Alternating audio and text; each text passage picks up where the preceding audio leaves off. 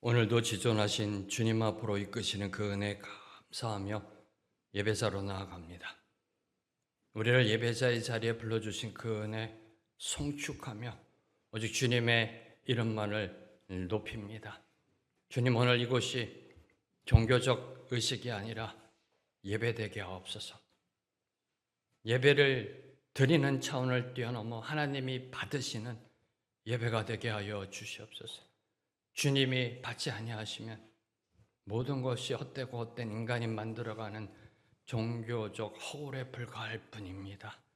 주여, 우리의 예배를 받아 주옵소서. 예배가 예배되게 하옵소서. 오늘은 우리의 관계를 올려드립니다.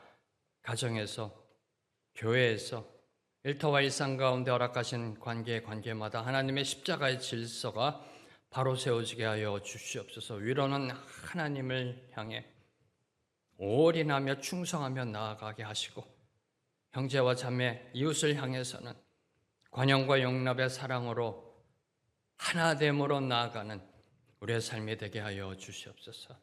관계를 통하여 하나님의 나라가 선포, 증거되기를 소망합니다. 감사합니다. 오늘도 우리로 하여금 기쁨으로 나아가라, 즐거움으로 나아가라 명하시며 행복을 우리의 인생길에 예배해 놓아주심에 감사합니다. 주님, 그 행복, 주님과 함께하지 않으면 얻지 못하는 하나님 나라의 선물임을 아오니 모든 성도가 하나님을 찾게 하시고, 목마른 사슴이 시냇물을 찾듯 갈급함으로 찾게 하시고, 하나님을 만나게 하시고 하나님과 동행하는 그 기쁨 누리게 하여 주시옵소서. 예수님의 이름으로 기도하오며, 하늘에 계신 아버지, 오늘 제가 주님의 임재 안에서 살고 주님을 더욱더 기쁘시게 하기를 기도합니다. 주 예수님, 오늘 제가 저의 십자가를 지고 주님을 따르기를 기도합니다. 성령님, 오늘 성령님이 저를 충만하게 채워주시고 성령의 열매, 사랑과 희락과 화평과 오래 참음과 자비와 양선과 충성과 온유와 절제가 제 삶 속에서 익어갈 수 있도록 해 주시기를 기도합니다. 아멘. 오늘 주님이 주신 말씀은 고린도전서 14장 26절부터 40절까지의 말씀, 저와 여러분이 한 절씩 교독하시겠습니다. 그런즉 형제들아 어찌할까? 너희가 모일 때 각각 찬송시도 있으며 가르치는 말씀도 있으며 계시도 있으며 방언도 있으며 통역함도 있나니 모든 것을 덕을 세우기 위하여 하라. 만일 누가 방언으로 말하거든 두 사람이나 많아야 세 사람이 차례를 따라 하고 한 사람이 통역할 것이요. 만일 통역하는 자가 없으면 교회에서는 잠잠하고 자기와 하나님께 말할 것이요. 예언하는 자는 둘이나 셋이나 말하고 다른 이들은 분별할 것이요. 만일 곁에 앉아있는 다른 이에게 계시가 있으면 먼저 얻은 자는 잠잠할지니라. 너희는 다 모든 사람으로 배우게 하고 모든 사람으로 권면을 받게 하기 위하여 하나씩 하나씩 예언할 수 있느니라. 예언하는 자들의 영혼 예언하는 자들에게 제자를 받나니 하나님은 무질서의 하나님이 아니시오 오직 화평의 하나님이시니라. 모든 성도가 교회에서 함과 같이 여자는 교회에서 잠잠하라. 그들에게는 말하는 것을 허락함이 없나니 율법에 이른 것 같이 오직 복종할 것이요. 만일 무엇을 배우려거든 집에서 자기 남편에게 물을 지니 여자가 교회에서 말하는 것은 부끄러운 것이라. 하나님의 말씀이 너희로부터 난 것이냐 또는 너희에게만 임한 것이냐. 만일 누구든지 자기를 선지자나 혹은 신령한 자로 생각하거든 내가 너희에게 편지하는 이 글이 주의 명령인 줄을 알라. 만일 누구든지 알지 못하면 그는 알지 못한 자니라. 그런즉 내 형제들아 예언하기를 사모하며 방언 말하기를 금하지 말라. 함께 읽겠습니다. 모든 것을 품위 있게 하고 질서 있게 하라. 오늘 말씀이 이제 11장부터 14장까지 이어지는 이 공적 예배, 공예배와 관련된 교훈의 종결 부분입니다. 공예배의 질서와 규범에 대한 지침을 다루고 있습니다. 특히 은사를 사용함의 그 원칙을 제시하시며 모든 은사는 교회의 덕을 세우기 위해 품위 있고 질서 있게 사용되어야 함을 강조합니다. 오늘 말씀 세 문맥으로 살펴보겠습니다. 먼저 26절부터 28절까지는 교회에서 방언으로 말할 때 지침이 주어지고 있습니다. 이어지는 29절부터 33절까지는 교회에서 예언할 때 지침이 주어지고 있고요. 마지막으로 34절부터 40절까지는 예배 질서에 대한 당부와 함께 모든 것을 품위 있고 질서 있게 하라라는 말씀으로 결론을 맺고 있습니다. 자, 첫 번째 문맥 26절부터 28절은요. 은사 활용의 핵심 원칙, 지금까지 사도 바울께서 말씀하신 거 교회의 덕 세우기를 다시 한번 강조하십니다. 방언 은사의 사용 방법을 특별히 26절부터 28절까지 말씀하고 계십니다. 자, 먼저 26절을 보면 초대교회의 모습을 볼 수가 있습니다.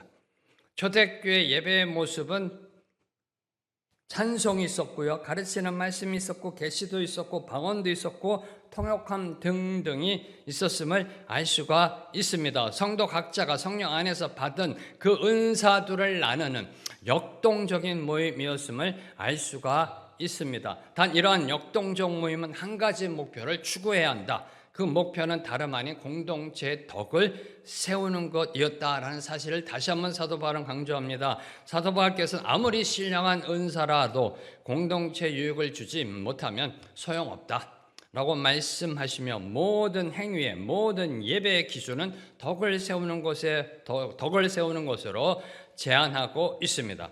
자, 여기서 저와 여러분이 주목하는 거, 그런저 형제들아 어찌할까 너희가 모일 때에 이는 두 가지의 영적 의미를 담고 있습니다. 첫째, 열거된 다양한 은사들, 찬송, 가르침, 계시, 방언, 통역 등은 교회로 모일 때 그 가치가 드러난다는 겁니다.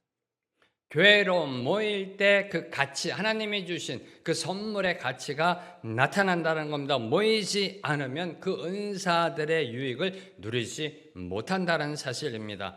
두 번째로 그 다양한 은사들로 교회를 세워야 한다는 겁니다. 은사는 개인의 영적 우월감을 과시하는 도구가 아니라는 겁니다. 교회를 건강하게, 굳건하게, 견고하게 세우기 위해 하나님이 주신 선물입니다. 은사는 나의 만족이 아니라 공동체 유익을 위해 사용되어져야 한다는 사실을 저와 여러분에게 교훈하고 있습니다. 사랑하는 성도 여러분, 지금 여러분이 교회를 세워가며 헌신하고 있는 것은 과연 무엇인지요? 한번 묵상해 보시기 바랍니다. 자, 이제 이어지는 27절, 28절은요, 교회 내에서 특별히 방언의 은사를 어떻게 사용해야 하는가에 대한 지침이 주어지고 있습니다.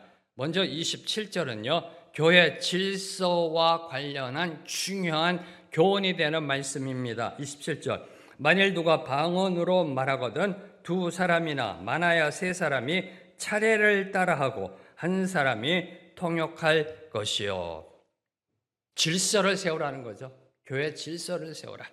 바울은 두세 사람이 방언을 말하더라도 반드시 차례를 따라해야 한다고 가르치고 계십니다. 자, 여기서 차례라는 거 여러분 어떻게 느껴지시는지요? 줄서기, 차례. 네, 그런 의미도 있습니다. 그런데 본래 이 의미, 차례로 번역된 그 헬라어의 본 의미는 분배, 분깃, 나눔 등의 의미를 갖고 있습니다.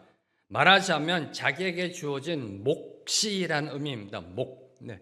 열어볼 때 27절은요. 어떤 은사를 받았던 그 은사는 교회 안에서 성령께서 분배한 일정한 몫이라는 의미입니다. 성령이 주신 일정한 몫이라는 의미가 담겨 있는 게 바로 이 차례라는 단어 속에 들어있는 의미입니다. 성도에게는 성령이 주신 각자의 몫이 있습니다. 그렇죠? 각자의 몫이 있습니다. 교회 일은요, 한 사람이 모든 것을 다 할 수 있는 것이 아닙니다. 자, 예배도요, 찬송이 있어야 되고요, 말씀 선포가 있어야 되고요, 기도가 있어야 되고요. 이 각자의 몫이 합쳐져서 교회를 세워지는 거고요. 주어진 그 은사가 합쳐질 때 예배가 예배됨으로 나아갈 수 있는 것입니다. 자, 이에 대하여 두 가지 교훈을 함께 나눕니다. 첫째, 주어진 몫을 충실히 감당하라는 겁니다. 저와 여러분에게 주신 은사 충성하라는 겁니다. 충성하라. 네. 맡은 자에게 요구되는 건 오직 하나, 충성이라고 말씀하셨잖아요. 저와 여러분에게 은사를 주셨어요. 충실히 감당하라. 두 번째, 그 목 이상을 넘어가지 말라라는 겁니다. 그 목 이상을 넘어가지 말라. 영적 분수를 지키라라는 겁니다. 영적 분수를 지키라. 강물이 강줄기를 벗어나 흐르면 그것은 축복이 아니라 재앙입니다. 홍수가 됩니다. 홍수가. 그래서 경계를 지켜야 하는 겁니다. 경계를 지켜야 함을 말씀하고 있는 것입니다. 자, 이어지는 28절은요. 방언은 개인의 영적 유익을 주지만 통역이 없으면 회중이 알아들을 수 없어 교회에 덕을 세우지 못한다라는 말씀입니다. 28절. 만일 통역하는 자가 없으면 교회에서는 잠잠하고 자기와 하나님께 말할 것이요. 자, 이는 방언을 금지하는 말씀이 아닙니다. 방언하지 말라라는 말씀이 아닙니다. 공예배 시간에, 함께 모여있는 공동체 시간에 질서를 무너뜨리고 혼란을 주는 방식의 방언 자제하라. 자제하라 라고 촉구하고 있는 겁니다. 알아듣지 못하는데 괜히 분란만 일으키지 말라는 겁니다. 네. 남이 못 알아듣는데 왜 자꾸만 그 소음을 내느냐라고 사도 바울께서는 말씀하고 계시는 겁니다. 그래서 잠잠하면요, 은사의 완전한 금지가 아닙니다. 잠잠하라는 것은 공예배 질서를 해치지 않기 위해 소리내어 말하지 말라라는 뜻입니다. 때로는요, 내 목소리를 높이는 것보다 공동체를 위해 잠잠히 침묵하는 것이 더 큰 유익이 될 때도 있습니다. 아니, 많이 있습니다. 하고 싶은 말 있죠? 참는 거, 입 다무는 거. 네. 그게 교회의 덕을 세우는 데 있어서 하나님이 저와 여러분에게 요구하시는 신앙적 덕목입니다. 할 말 다 한다고 생각해 보세요. 교회가 뭐가 되겠어요? 네. 내가 하려는 말이 타인에게 이해와 유익을 주는지 생각하고요.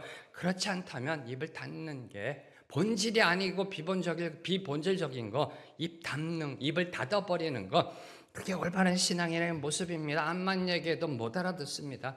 입 다무는 게, 하나님께 맡기고 입 다무는 게 올바른 신앙인의 모습이라는 것입니다. 자, 다음 문맥 29절부터 33절은요. 예배 중 예언의 은사와 질서에 대한 가르침을 다루고 있습니다. 사도 바울께서는 은사의 남용으로 혼란스러웠던 그 고린도 교회를 향해 예언을 분별하고 타인의 순서를 위해 기꺼이 자신의 발언을 양보하는 성숙한 덕과 절제를 요구하고 있습니다. 예언함에 있어서도 무질서하게 이 고린도 교회가 이 예배를 혼란으로 몰고 가고 있었던 것입니다. 자, 먼저 29절은요. 예언은 두세 사람이 말하고 다른 이들은 분별할 것을 권면합니다. 29절. 예언하는 자는 둘이나 셋이나 말하고 다른 이들은 분별할 것이요. 자, 여기서 분별하다라는 것은 식별하다, 판단하다 등의 의미로 쓰여지는 단어입니다. 따라서 분별하라는 것은요, 누가 전하든지 그 하나님의 예언의 말씀을 들을 때 따져보고 식별해서 들어야 한다는 말씀입니다. 무조건 아멘 해서는 안 된다는 겁니다. 아멘. 왜 그래야 할까요? 왜 분별해야 할까요? 네. 이에 대하여 요한일서 4장 1절이 대답합니다. 사랑하는 자들아, 영을 다 믿지 말고 오직 영들이 하나님께 속하였나 분별하라. 많은 거짓 선지자가 세상에 나왔음이라. 오늘날 이단에 빠져 있는 사람들 보면요, 그들 중 대다수가 교회 다니다가 넘어간 자들입니다. 대다수가요. 어떤 분을 보면요, 도대체 넘어갈 것 같지 않은, 인텔리입니다, 지식계층입니다. 근데 신천지가 있어요. 네. 교회 다니다, 교회 장로가, 네. 교회 다니다가 넘어가신 분들이 거의 대부분입니다. 네. 왜 넘어갔는가요? 왜 넘어가나요? 분별하지 않으니까, 혹하니까요. 네. 뭔가 새로운 것 같거든요. 네. 혹하니까, 분별하지 않으니까, 네, 넘어가게 되는 겁니다. 이단자가 참 선지자인지 거짓 선지자인지 아무런 의심 없이 분별 없이 듣다가 그만 넘어가고 만 것입니다. 성도라면 말씀에 대한 분별력이 있어야 됩니다. 성도라면. 네. 내가 듣고 싶은 말만 들으려고 하면 안 됩니다. 온라인 이게 가장 큰 문제예요. 근데 인터넷이 발달하면서요, 목사님들 설교 가르침이 많아요.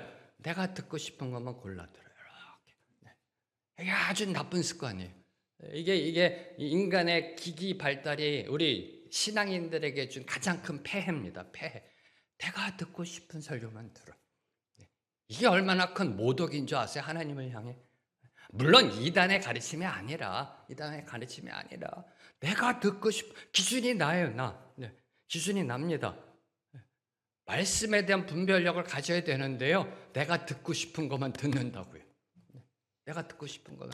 그러니 어느 날은 교회 와가지고 오늘 참 예배 좋았어, 설교 좋았어. 어느 날은 목사님 설교 준비 제대로 안 했나 봐. 이렇게 되는 겁니다. 내가 기준이에요. 예배는요, 드리는 차원을 넘어 하나님이 받으시는 거라니까요. 저와 여러분이 이 자리에 나와 있는 것 자체가 감사라니까요. 감사. 앉아가지고 평점 매기는 자리가 아니라고요. 네. 하나님의 말씀인지 인간의 언어인지를 분별하고요, 그 말씀을 감사함으로 받아들이는 거예요. 그 감사함으로. 네. 자, 30절 32절은요 공예배에서 예언의 은사를 사용할 때 지켜야 할 질서를 교훈합니다. 사도 바울께서는 교회의 덕을 세우기 위해 성령의 감동하심 속에서도 통제가 있어야 된다, 절제가 있어야 된다는 사실을 강조합니다. 30절부터 32절 말씀. 만일 곁에 앉아있는 다른 이에게 계시가 있으면 먼저 하던 자는 잠잠할지니라. 너희는 모든 사람으로 배우게 하고 모든 사람으로 권면을 받게 하기 위하여 하나씩 예언할 수 있느니라. 예언한 자들의 영은 예언한 자들에게 제재를 받나니. 먼저 30절은요 계시와 순서에 대한 지침입니다. 사도 바울께서 다른 사람이 계시를 받으면 먼저 발언하던 자는 잠잠할 것을 말씀하고 계시는 것입니다. 자, 이는 우선 먼저 성령의 감동이 개인의 독점이 아니라는 겁니다. 하나님이 나만 감동시키는 게 아니라는 겁니다. 성령의 감화하심은 개인의 독점이 아니라 교회의 유익을 위한 나눔이다라는 겁니다. 나눔이라는 사실을 말씀하고 있는 것입니다. 자, 이어지는 31절은요 배움과 권면, 격려죠. 권면, 격려하고 위로하고 배우는 것, 하나님의 말씀을 배우는 것, 그리고 권면이 예언의 목적임을 명시합니다. 그리고 32절은요 예언자의 영이 예언자에게 통제, 제재 받는다라고 설명하고 계십니다. 자, 이는 성령의 은사를 사용할 때 무아지경에 빠지는 것이 아니라 스스로 절제하며 교회의 질서와 덕을 세워야 한다. 교회의 질서를 지켜야 한다. 덕을 세워야 한다.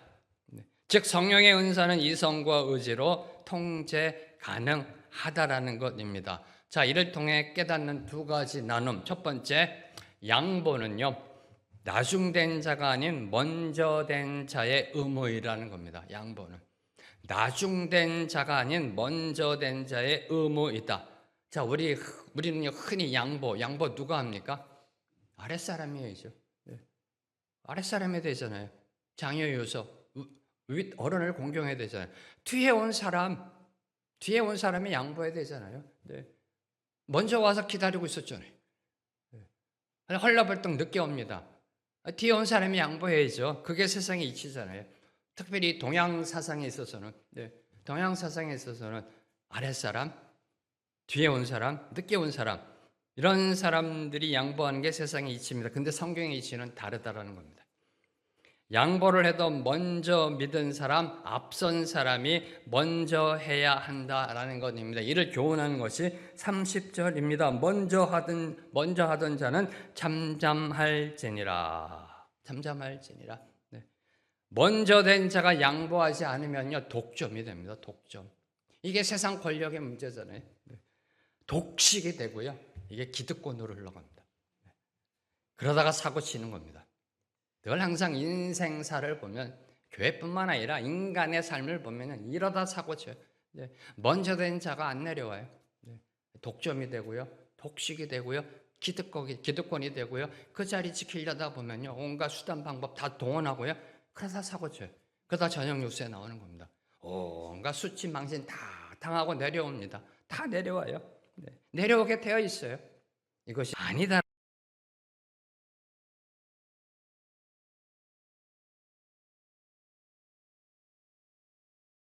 라는 겁니다.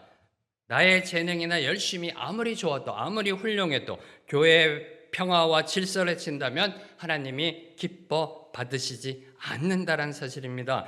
영적인 열정 중요합니다. 은사를 발휘하는 것 중요합니다. 열심히 있어야 됩니다. 열정 있어야 됩니다. 네. 그런데 이 열정과 은사 발휘가 무질서한 행동에 대한 면죄부가 될 수 없다라는 겁니다. 면죄부가 될 수 없습니다. 네. 늘 항상 이 교회에서 일어나는 문제들을 보면요, 열심으로 시작돼요. 열심히 있으니까 문제들이 일어나는 겁니다. 열심 없으면 교회 문제도 별로 없어요. 네, 열심히 있으니까 교회를 위해 뭔가 해보려고 열정적으로 나가니까 열정이 부딪히는 겁니다. 이렇게. 네. 이게 교회 모습 아니에요? 네. 이렇게 하는 게 맞다, 저렇게 하는 게 맞다. 네. 열심히 있으니까 문제가 되는 겁니다. 근데 그 열심이 면죄부가 될 수 없다는 겁니다. 진정한 성령 충만은요, 자신의 감정을 절제하는 것이다. 타인을 배려하는 성숙함으로 나타난다는 사실을 사도 바울께서는 교언하고 있습니다. 그래서 33절은 성령의 은사는 공동체 화평과 조화를 위한 것이며 무질서나 혼란을 초래하지 않는다라고 강조하고 있는 것입니다. 하나님은 무질서의 하나님이 아니시요 오직 화평의 하나님이시니라. 모든 성도가 교회에서 함과 같이. 자, 마지막으로 34절부터 40절은요. 공예배에서 모든 은사가 하나님의 화평과 교회 덕을 위해 질서 있게 사용되어져야 한다는 사실을 요약하며 강조합니다. 특히 모든 예배의 순서가 품이 있어야 한다. 질서 있게 진행되어야 함을 촉구합니다. 먼저 34절, 35절은요. 여성의 잠잠함에 대한 교훈입니다. 자, 예배 중에 여자들은 잠잠하고 교회에서 말하는 것이 부끄러운 것이므로 질문이 있으면 집에 가서 남편에게 물어볼 것을 요구합니다. 34, 35절. 여자는 교회에서 잠잠하라. 그들에게는 말하는 것을 허락함이 없나니 율법에 이른 것 같이 오직 복종할 것이요 만일 무엇을 배우려거든 집에서 자기 남편에게 물을 지니 여자가 교회에서 말하는 것은 부끄러운 것이라. 이런 여성의 인격이나 권리를 비하하는 것이 아닙니다. 비하하는 것이 아닙니다. 네. 당시 헬라 사회에서 여성들은요, 공적 교육을 받을 기회가 적었습니다. 그러다 보니까 예배 중에 들리는 이 가르침들이요, 낯설게 여겨집니다. 낯설게 여겨집니다. 네. 그러니 어떻게 해요? 질문하죠. 네. 초대교회 예배는요, 지금처럼 이렇게 드리는 형식적 예배가 아니에요. 함께 모여서요, 성령께서 이끄신 대로 쫙 그냥 이루어지다가 말씀 선포가 있고요. 네. 말씀 선포가 있고. 네. 그리고 또 그냥 이루어지다가 기도가 이루어지고. 이게 역동적인 모습이었어요. 네. 이런 가운데 어떤 분이 이제 이 예언의 말씀을 합니다. 근데 몰라요. 그러니까 그러는 거죠. 아니, 수원 때 무슨 소리야? 아니, 성님 저도 모르겠는데요. 좀 조용히 하세요. 시끄러워요. 내가 모르는 건 물어보는데 왜 그래? 완전히요. 네. 한쪽에서 그냥 이 예배가 무너지는 거예요. 예배가 무너지는 거예요. 네. 어떤 이 여성 신학자는요, 이 부분이 사도 바울이 여성을 비하한 것이다라고 초점을 맞춰 해석을 하는데요. 아니, 거기까지 가기 전에 오죽했으면 사도 바울이 이 말을 했을까라는 걸 한번 생각해 봐야 된다. 예배 시간에. 오죽했으면 이런 말을 했을까, 사도 바울이. 이 예배가 무너지고 있었던 겁니다. 네. 그래서 사도 바울께서는 그렇게 말씀하시는 거예요. 집에 가서 남편에게 물어봐라. 제발 예배 시간에 예배를 망치지 말고 예배를 혼란으로 갖고 가지 말고 예배의 무질서와 소란이 발생하자 아내들에게 집에서 남편에게 물으라라고 말씀하신 것입니다. 여성의 은사나 사역 자체를 금지하는 것이 아니라 예배의 혼란과 무질서를 바로잡고자 주신 지침입니다. 지침입니다. 이를 통해 다시 한번 깨닫는 진리요. 예배는 내가 보는 것이 아니라 하나님께 드리는 것이다. 하나님께 드리는 겁니다. 하나님께 드리는 겁니다. 내가 보는 게 아니에요. 내가 만족을 누리는 게 아니에요. 네, 아닙니다. 내가 중심이 되면요, 예배가 시끄러워진다니까요. 예배가 시끄러워져.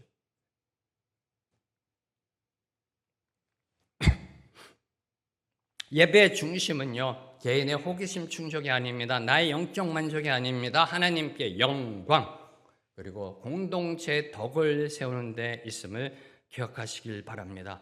나만 은혜 받으면 된다는 이기적인 태도를 버리고요, 상호 존중, 나의 행동으로 인하여 옆에 있는 성도가 혹시라도 예배에 방해받지는 않는지 그 배려의 자세로 예배에 임해야 한다는 겁니다. 자, 이어지는 36절부터 38절에서는 사도 바울께서는 하나님 말씀의 권위와 영적 분별력, 하나님 말씀의 권위와 영적 분별력을 강조합니다. 36절에서 38절 말씀. 하나님의 말씀이 너희로부터 난 것이냐 또는 너희에게만 임한 것이냐, 만일 누구든지 자기를 선지자나 혹은 신령한 자로 생각하거든 내가 너희에게 편지하는 이 글이 주의 명령인 줄 알라. 만일 누구든지 알지 못하면 그는 알지 못한 자니라. 먼저 36절은요, 자기 중심적인 신앙의 교만을 책망합니다. 고린도 성도들은 은사를 과시하며 자신들이 특별한 영적 계시나 특권을 독점한 것처럼 행동하였습니다. 하나님의 나라가 고린도 교회에 임했다라고 생각했습니다. 이미 배불렀고요, 이미 왕노릇하고 있었어요. 근데 이런 교회가 어디 있느냐, 이런 은사 받고 방언하고, 이 완전히 이 교만 속에 있었어요. 이에 바울은 복음이 그들에게서 시작된 것도 그들만의 전유물도 아님을 지적하며 그들의 영적 교만을 꾸짖고 계신 것입니다. 자, 37절은 누구든지 자신을 예언자나 영적 지도자 또는 은사자로 생각한다면 바울이 지금 기록한 것이 주의 명령임을 인정해야 함을 강조합니다. 즉 바울의 사도적 권위를 인정하고 순복하는 말씀입니다. 내가 지금 하는 말 주의 말씀이다. 나를 세운 사람 주님이시다. 나는 주의 사도이다. 이 사도적 권위를 인정하고 거기에 순복하라는 말씀입니다. 그리고 38절은 이 사도적 진리와 영적 질서를 인정하지 않는 자는 결국 알지 못하는 자, 즉 영적으로 무지하고 진리 밖에 있는 자다라고 경고하고 계십니다. 저는 이 말씀을 통해 다시 한번 깨닫는 교훈, 진리가요, 받은 은혜가 크면 클수록 영적 교만의 함정도 크다라는 겁니다. 고린도 교회 얼마나 큰 축복을 받았어요. 아니, 이 방언 갖고 한번 교회가요, 좀 갈등이 일어나는 것도 어쩌면 역설적 축복일 수도 있어요. 네. 한 번요. 네. 온 교회 성도들이 다 방언을 해요. 이야. 그래서 한번 막 좀 이 혼란이 있는 그런 역설적 축복을 경험하는 것도 참 좋겠다는 생각이 있어요. 이런 축복받은 교회예요, 고린도 교회가. 네.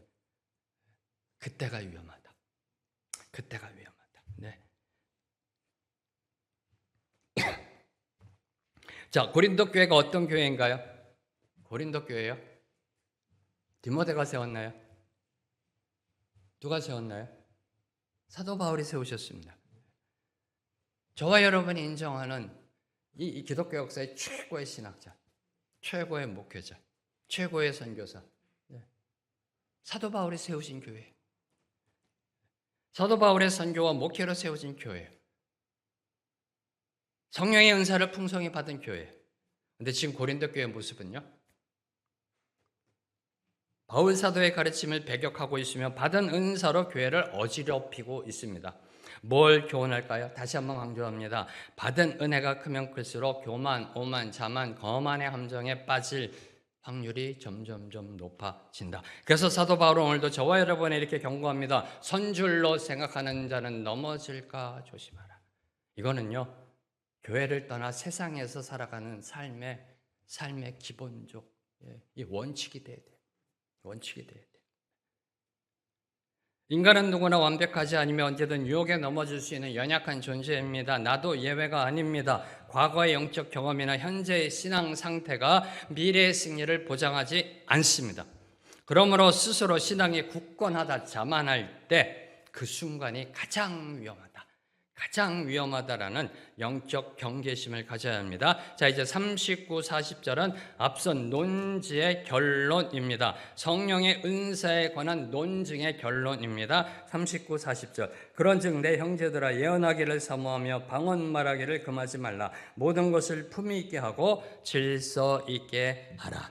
자, 39절은 교회 덕을 세우는 데 유익한 예언을 더 사모하되 은사 방언을 무시하거나 금하지 말 것을 말씀하십니다. 신앙에 있어서 균형 잡힌 이 조언을 주시는 권면입니다. 그리고 40절은요. 성령의 은사와 열정도 중요하지만 이를 담아내는 영적 질서와 성숙함이 필요하다.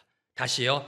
성령의 은사와 열정도 중요합니다. 근데 이를 담아내는, 이를 드러내는 그 그릇, 영적 질서와 영적 성숙함이 필수임을 강조합니다. 자, 여기서 품위 있게라는 뜻은요. 문맥상으로 볼 때 격식에 맞고 아름답게 행동한다는 이 문자적인 의미인데요. 이 문맥적으로 볼 때 은사를 자랑하거나 개인의 영적 만족만을 추구하는 것을 넘어 다른 사람을 배려하는 성숙한 태도를 의미합니다.